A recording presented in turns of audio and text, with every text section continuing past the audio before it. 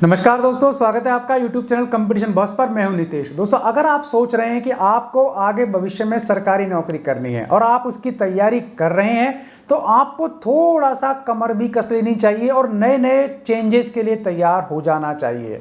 सरकार लगातार सरकारी नौकरी के नियम, सरकारी पेंशन के नियम, सरकारी सिस्टम को पूरी तरीके से बदलने जा रही है और बहुत ही जल्दी आपको ये चीज़ देखने को मिल जाएगी। तो इस वीडियो में बात करेंगे नया सिस्टम 2021 में जो लागू होने की पूरी संभावना है कि आपको जब गवर्नमेंट जॉब मिलेगा तो इसमें आपके साथ क्या क्या शर्तें रहने वाली हैं। और काफ़ी सारी शर्तें तो ऐसी आपको देखने को मिलेगी तो आप सोचेंगे कि जॉब करना, खास करके गवर्नमेंट जॉब करना तो बहुत ही बेकार है, इससे अच्छा तो ये हो कि हम अपना कोई बिजनेस कर लें। लेकिन कोई बात नहीं, चेंजेस लगातार आते रहते हैं, उन्हें हमें देखना चाहिए, उन्हें हमें समझना चाहिए। और हर बार की तरह रिक्वेस्ट करूंगा कि ये इस वीडियो में कमेंट बॉक्स आप ही के लिए दिया गया है। आप अपनी इसमें राय रखें, आप अपने इसमें सुझाव रखें। आप चाहें तो अपने क्वेश्चन भी पूछ सकते हैं, आप जैसा चाहें कमेंट बॉक्स को यूज कर सकते हैं। बस थोड़ी भाषा का अपना ध्यान रखें, शालीनता का आपको जरूर ध्यान रखना चाहिए, क्योंकि आपके साथ साथ काफ़ी सारी बहनें भी हमारे इस चैनल में, हमारे इस परिवार के साथ जुड़ी हुई हैं। तो बात कर लेते हैं नए चेंजेस जो देखने को मिल रहे हैं। खास करके उत्तर प्रदेश सरकार इस पॉलिसी को लागू करने पर आमादा है। तो यहाँ सबसे पहला जो परिवर्तन, सबसे पहली चीज़ है जो अभी इस पॉलिसी में हो सकती है, वो ये है कि जब भी आप गवर्नमेंट जॉब ज्वाइन करेंगे तो आपको शुरू में 5 साल संविदा पर ही काम करना पड़ेगा। यानी कि आप भी परमानेंट जॉब होते हुए 5 साल ठेके के कर्मचारी रहेंगे। सरकार क्यों ऐसा कर रही है? 3 तर्क सरकार देती है। पहली बात, वर्किंग एफिशिएंसी आपकी बढ़ेगी। दूसरी बात, देशभक्ति की भावना जागेगी, कर्तव्य परायणता जागेगी। तो दोनों ही चीज़ें मैं नहीं मानता कि इस पॉलिसी को लागू करने से संभव है। ये तो सेल्फ मोटिवेशन से आती हैं, जो आएंगी जिसमें आएंगी, वरना नहीं आएंगी। तीसरा, वित्तीय भार कम होगा। ये हो सकता है क्योंकि सरकारों के पास पैसा देने को या लोक कल्याणकारी राज्य की अवधारणा का पालन करने के लिए अब कुछ नहीं बचा है। टोटल सभी पार्टियां या सभी सिस्टम ऐसा बन चुका है, केवल एक बेनिफिशियरी कंपनी के रूप में उनको चलाया जा रहा है। तो 5 साल आपको संविदा की नौकरी करनी पड़ेगी परमानेंट जॉब में, आपको एग्जाम पास करने के बाद भी। सबसे बड़ी बात यह है कि कोई फॉर्म यहाँ निकल चुका है, उसके फॉर्म में ऐसा जिक्र नहीं है, या फिर कोई पोस्टिंग हुई नहीं है, उसका एग्जाम हो चुका है, वहाँ भी ये शर्त लागू होगी और आप लोगों से एग्जाम पास करने के बाद एफिडेविट भी लिया जाएगा। अब इन 5 सालों में आपके साथ क्या होगा, ये एक बार आप समझ लें। इन 5 सालों में आपका हर 6 महीने में एक वापस से एफिशिएंसी टेस्ट या एग्जाम टाइप की कोई चीज़ इसमें रखी गई है जो होगी, और लगातार 2 एग्जाम्स में आपको 60% एग्रीगेट लाने होंगे। अगर आप नहीं ला पाते हैं तो आप नौकरी में सेलेक्ट होने के बाद भी किक आउट कर दिए जाएंगे, आपको किक मार के बाहर निकाल दिया जाएगा। इस तरीके से 5 साल प्रोसेस चलेगा। इस छटनी में जो भी लोग बचेंगे उन्हें परमानेंट किया जाएगा। अब आप समझिए, खेल को थोड़ा सा समझने की जरूरत है कि यहाँ maximum age limit Uttar Pradesh में हो या अधिकांश राज्यों में 40 साल कर दी गई है। अब किसी व्यक्ति की जॉब 40 में लगती है, और खास करके SC ST और गर्ल्स को छूट है इसमें 10 साल की, 8 साल की, अलग अलग।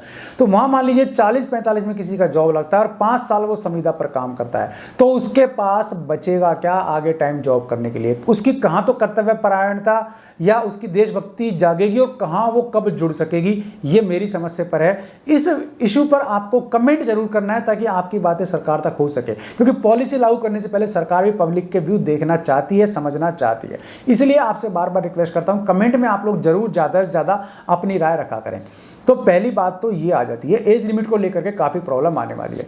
दूसरी बात, ये जो नियम है ये लागू होगा अनुकंपा नियुक्तियों पर भी। तो सीधी सी बात है कि आरक्षण पर भी इसका फर्क पड़ेगा। कैसे?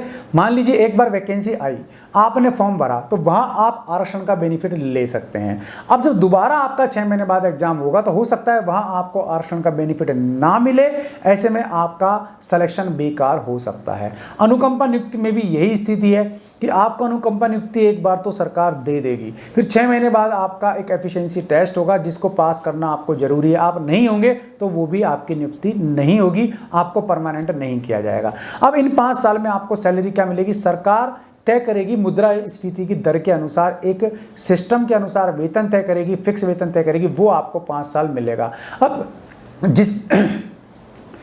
जिस भी पद पर आप सेलेक्ट होंगे उस पद के नाम के आगे आपके सहायक भी जुड़ा हुआ होगा, यानी 5 साल तो आप असिस्टेंट ही रहेंगे। समूह ख, ठीक है ना, बी, और समूह ग, ये 2 ऐसे कैटेगरी के पद हैं जिन पर इस प्रकार का नियम लागू किया जाएगा या सरकार ऐसा नियम लागू करना चाह रही है। अभी कार्मिक विभाग ने इसको कैबिनेट के समक्ष पेश करने की बात रखी है, अभी कैबिनेट में जाएगा, उसके बाद ये बिल, इस पर बहस चर्चा होगी और फिर इसके बाद ये पब्लिक के सामने भी रखा जाना चाहिए मेरे ख्याल से। तो इसीलिए आप ज़्यादा से ज़्यादा कमेंट करके इस बिल के बारे में अपनी राय जरूर रखें। अब यूपी में इन पदों का विवरण एक बार देख लेते हैं कि क ख ग घ किस कैटेगरी के कितने पद हैं, किस समूह में कितने पद हैं। समूह क की बात कर लेते हैं तो 26,726 पद स्वीकृत हैं, और अगर समूह ख की बात करें जिसमें ये नियम लागू होने वाला है तो 58,859 पद बताए गए हैं। समूह ग में भी ये लागू होगा तो वहां पदों की संख्या 8,17,613 है, और समूह घ की बात करें तो 3,61,605 पद है। ये आंकड़े तो आपके 2019 तक के हैं, 1 अप्रैल 2019 तक के। अब 2020 में हम देखेंगे तो पद बढ़े ही नहीं है मेरे भाई, घटे ही हैं, क्योंकि सरकार लगातार पदों में कटौती करती जा रही है और बिल्कुल भी किसी भी तरीके से नौकरी देकर के राजी नहीं है। आप चाहे किसी भी पार्टी की सरकार को देख लीजिए, भर्ती करेंगे, फॉर्म निकालेंगे, कोर्ट में मैटर जाएगा, डिप्रेशन में मेरे भाई बहन आ जाते हैं, फिर जॉब मिलती है, वो भी इस कदर बहुत ही बेकार माहौल हो चुका है सरकार में। क्योंकि न्यू पेंशन स्कीम के बाद तो सरकारों का काफ़ी विरोध हुआ, लेकिन इसमें हुआ कुछ नहीं। अब ये जो नियम सरकार बना रही है, इसको सरकार ने नियम दिया हुआ है, सरकारी विभाग समूह ख व समूह ग के पदों पर नियुक्ति ब्रैकेट में है संविदा पर एवं विनियमितीकरण नियमावली 2020, इसे इस नाम से जाना जाएगा। इतना बड़ा नाम है, अच्छी तरीके से रट लो क्योंकि अच्छा नहीं है ये। अब इसमें कौन शामिल नहीं होगा? समूह ख और समूह ग के जो पद हैं वो तो इसमें शामिल होंगे, इस नियम के तहत भर्ती होगी, यानी 5 साल संविदा पर ही रहना पड़ेगा। लेकिन प्रादेशिक प्रशासनिक सेवा और प्रादेशिक पुलिस सेवा पर इसका असर नहीं होगा, यानी कि ये नियम वहां लागू नहीं होगा। यूपी सरकारी सेवक अनुशासन एवं अपील नियमावली 1999 यहां लागू नहीं होगी, एक बात। दूसरी बात, कार्मिक विभाग कैबिनेट में इस प्रस्ताव को अभी रखेगा, उसके बाद सुझाव आमंत्रित किए जाएंगे। आपको जम करके इस पे वोटिंग करनी है, पक्ष विपक्ष में आप जैसा भी चाहें कर सकते हैं। MKPI एक फार्मूला तय किया है, इस फार्मूले के आधार पर अब भर्तियां होंगी। फार्मूला क्या है वो भी एक बार आपको बता देता हूं, क्योंकि मैंने यहाँ सारे कंटेंट्स आपके लिए लिख करके रखे हुए हैं। तो इसका MKPI का मतलब क्या हुआ? मिजरेबल की परफॉर्मेंस इंडिकेटर फार्मूला, ठीक है। अब यहाँ आपके डिपार्टमेंट के जो अधिकारी हैं, खासकर विभाग अध्यक्ष हैं, उन्हें जम करके भ्रष्टाचार करने का मौका मिलेगा, क्योंकि वो आपके रिपोर्ट बनाएंगे, वो आपसे जो है आपकी रिपोर्ट को, आपके काम को आगे भेजेंगे। अभी देखा जाए तो काफ़ी सारे विभाग अध्यक्ष ऐसे हैं जो अपने ही कर्मचारियों से रिश्वत लेते हुए पकड़े जाते हैं या उन्हें परेशान करते हैं, क्योंकि वो उनसे सीधे मुंह पैसे मांग नहीं सकते लेकिन परेशान करना शुरू कर देते हैं। तो ऐसे सारे कार्मिकों को, ऐसे सारे विभाग अध्यक्षों को भ्रष्टाचार का पूरा मौका सरकार दे रही है, क्योंकि जब किसी की नौकरी या किसी की लाइफ किसी का हाथ में होती है तो वो उसको एकदम उछाल उछाल के उसके साथ खेलना शुरू कर देता है। वो आगे इस सिस्टम में हो सकता है, तो ये भ्रष्टाचार को बढ़ावा ही देगा मेरे ख्याल से। तो इसके अलावा इसमें कुछ नहीं है। जो भर्तियां, अब एक ये सबसे बड़ी चीज़ है कि जो भर्तियां इस नियम के लागू होने के समय चल रही होंगी या जिनका एग्जाम हो चुके होंगे या फिर जिनमें पोस्टिंग देना बाकी रह गया होगा, उनसे भी एफिडेविट लिया जाएगा और उन्हें भी इसी नियम के तहत भर्ती की जाएगी। तो ये सबसे बड़ी चीज़, यानी कि कुल मिला के मामला, अब सरकार जब भी भर्ती निकालेगी इस नियम के तहत, तो फॉर्म के समय, एग्जाम के बाद, पोस्टिंग के टाइम या पोस्टिंग के बाद, ये मामला कोर्ट में जाना तय है। कुल मिला के देखा जाए तो एक चीज़ सामने आती है, सरकारों का मानस कहीं भी नौकरी देने का, सरकारी नौकरी देने का अब नहीं रहा। इसमें एक चीज़ मैंने आपको बताई थी कि भाई आपका हर 6 महीने में एक एफिशिएंसी टेस्ट होगा, तो ये 4 साल तक लगातार प्रोसेस चलेगा। इस बीच जो लोग बचेंगे छटनी के बाद, तो उनका 5वें साल में जाकर के ट्रेनिंग होगी, फिर एक टेस्ट और होगा, फिर उन्हें परमानेंट किया जाएगा, फिर वो नियमित रूल्स के हिसाब से जो उन्हें पर्क्स, जो उन्हें वेतन भत्ते मिलने चाहिए वो उन्हें मिलेंगे। और पदनाम के आगे ये पूरे 5 साल में आपके जुड़ा होगा सहायक, यानी कि आप किसी भी पद पर भर्ती हो, आप असिस्टेंट ही रहेंगे पूरे 5 साल। और 6 माही समीक्षा में आपके विभाग अध्यक्ष उनका काफ़ी रोल रहेगा, यानी कि अभी तक प्रोमोशन होता था आपका 2 साल का, जॉब हो जाएगा आपका 5 साल का। दूसरी बात, आपको एक बार एग्जाम देना होता था, उसके बाद आप गवर्नमेंट सर्विस में आ सकते थे। अब आपको हर 6 महीने में एग्जाम देना होगा 5 साल तक, या फिर 6 महीने में एग्जाम दे करके आपको एग्रीगेट 60% लाना पड़ेगा, तो ये आपका एक एग्जाम और होगा।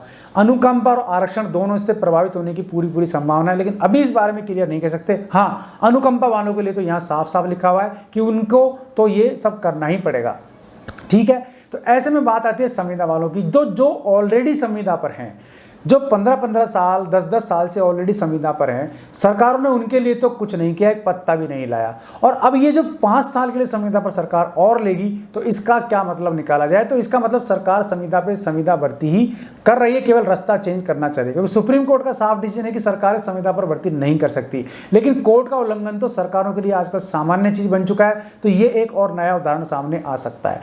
तो यहाँ लगातार मैं आपसे रिक्वेस्ट कर रहा हूं कि आपको कमेंट जरूर करने हैं इस सिस्टम पर कि क्या वास्तव में लागू होना चाहिए तो इसके क्या फायदे आपको नजर आ रहे हैं, अगर नहीं होना चाहिए तो ये क्यों नहीं होना चाहिए, इसके क्या क्या नुकसान हो सकते हैं। इन दोनों के बीच की बात कि अगर हो तो इसमें क्या संशोधन हो सकते हैं, ये आपका जरूर लिखना है, क्योंकि आलोचना हम करते हैं लेकिन समालोचना हमको करनी चाहिए आलोचना से बचते हुए, यानी कि सुझाव आपको देने हैं इसमें सुधार के भी। तो दोस्तों, वीडियो पसंद आए तो लाइक और शेयर जरूर करना, चैनल को सब्सक्राइब करना मत भूल जाना, बेल आइकन दबा देंगे आप तो वीडियोस के नोटिफिकेशन भी आपको मिलते रहेंगे। आज के लिए इस वीडियो में से इतना ही, ऐसे किसी यूजफुल वीडियो में फिर मिलूंगा, तब तक के लिए नमस्कार।